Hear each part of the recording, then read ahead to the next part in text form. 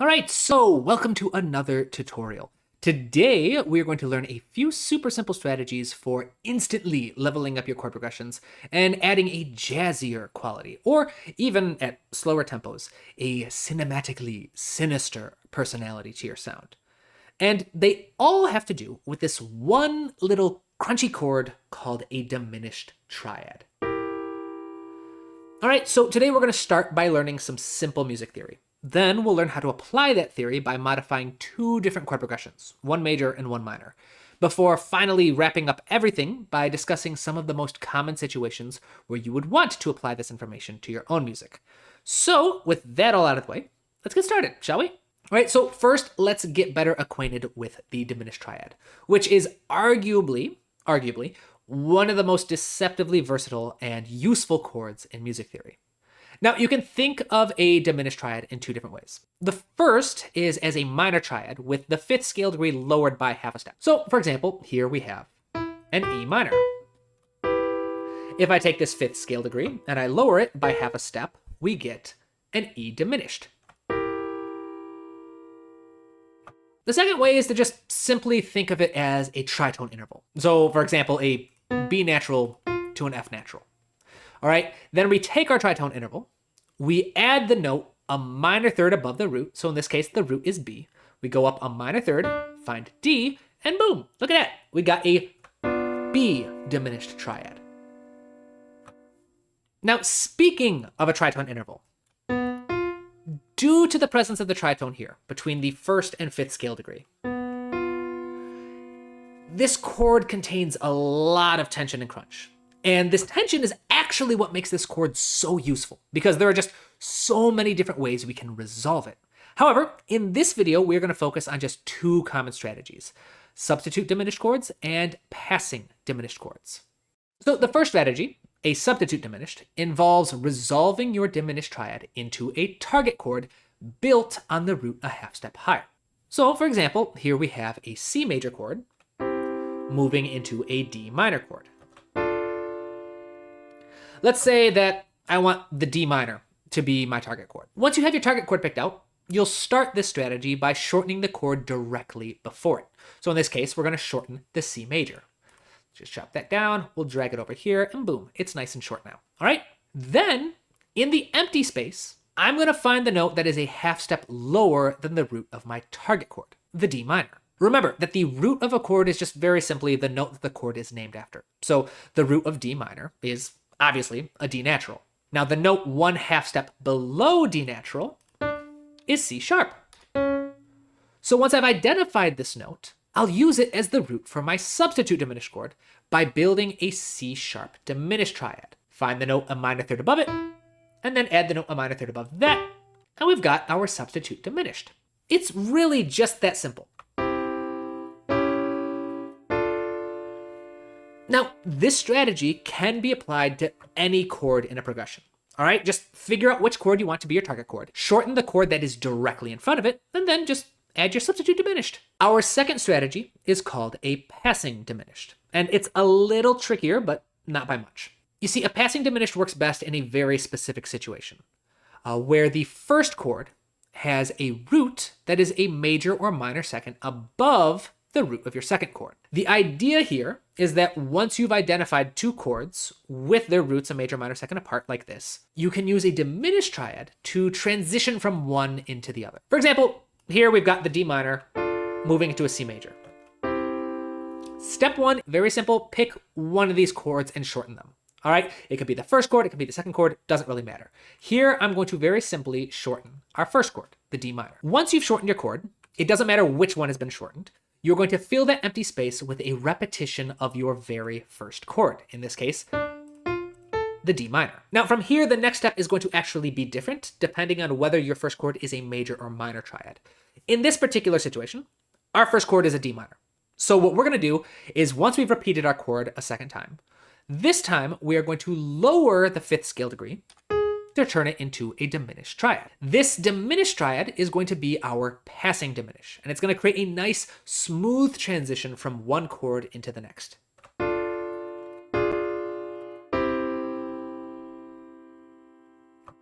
But what if we we're working with a major chord? For example, let's say we're going from an F major to an E minor.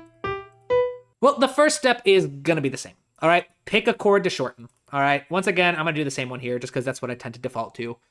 And then it's gonna be the same again. No matter which chord we shorten, we're going to fill that empty space with a repetition of our first chord. But this time, since our first chord is a major triad, we're not gonna just drop the fifth. We have to drop the fifth and the third by a half step. So in essence, we're still creating another diminished triad based off the same root as our original chord. And once again, this creates a beautiful passing diminished triad. And that's it. These are our very simple but powerful strategies. So let's see what kind of impact they have on a couple of simple chord progressions. So first up, we have a chord progression in the key of C major. Let's give it a quick listen.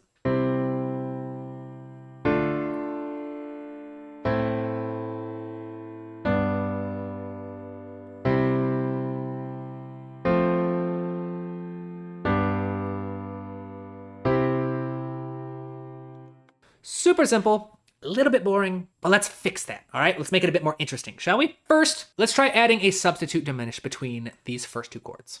All right, this second chord, the D minor, this is gonna be my target chord. So I'm gonna find the chord in front of it. I'm going to shorten it. I'm going to identify the root of my target chord. It's a D minor, so I'm going to find C sharp. And then I am going to very simply create a C diminished triad. And voila, we have our first reharmonized bars.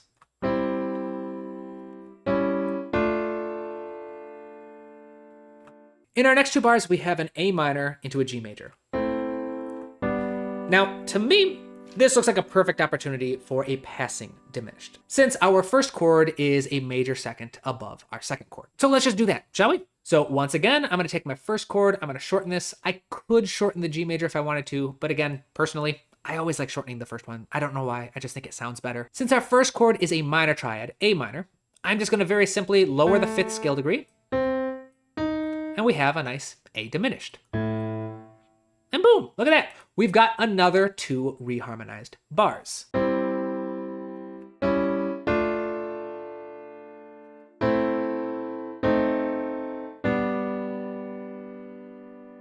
So if we skip ahead a little bit, you'll see that after a little more experimentation, I added two more substitute diminished chords, one in bar 5 and then another one in bar 7. With all of my new chords added, the chord progression now sounds significantly more interesting and even a little jazzier.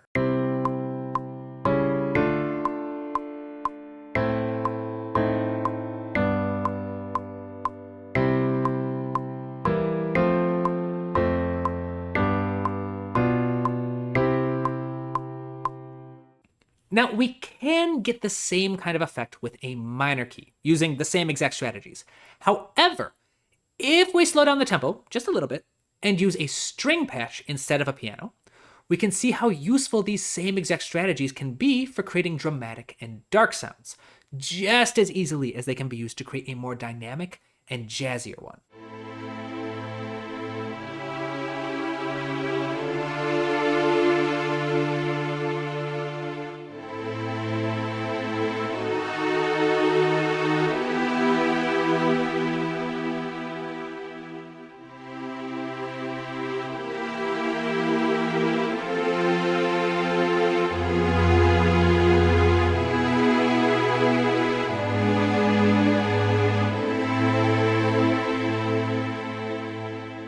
There are no shortage of useful opportunities to apply these beautifully versatile chords.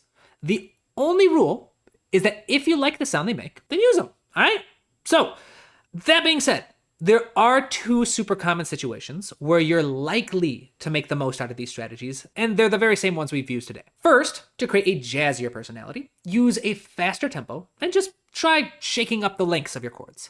Some diminished triads being shorter than others to create an uneven and kind of quirky personality. Or you can go in the opposite direction and you can create a very dark and dramatic sound. Now here, the trick is again to use a slower tempo and try to be a bit more evenly spaced out with each chord so that each one is, generally speaking, the same length as the others. And with that, we have reached the end of another video, my friends. So I hope you found it helpful. If you are interested in learning even more useful tips, check out my textbook, The Musical Storyteller, a 400+ page book that teaches everything from writing interesting chord progressions and melodies to orchestrating and arranging for modern ensembles and sound libraries. Digital copies are available on my website, and physical copies are on Amazon. Links are in the description below. I want to thank my wonderful patrons and channel members who make videos like this one possible. I appreciate each of you more than you know. So until next time, my friends, keep studying, keep working hard, and keep writing new music. I'll see you in the next video.